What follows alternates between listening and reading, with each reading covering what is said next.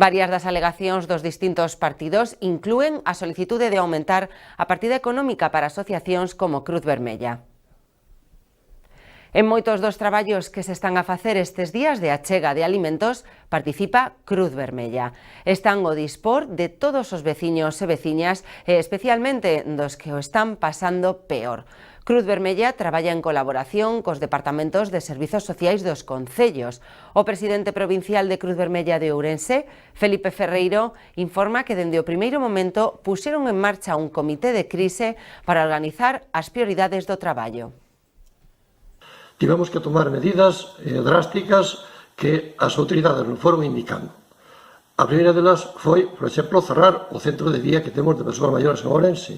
Tamén un centro de día de menores que temos en Verín, que é da Xunta, pero que xestionamos Cruz Vermella.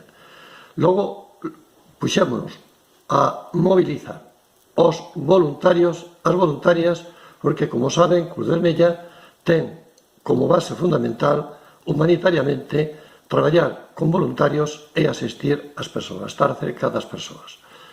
Condición primeira, toda aquela persoa que nós temos xa como voluntaria non podía participar se encontraba en idade superior aos 60 anos, por razóns obvias de saúde, de situación, de idade, etc.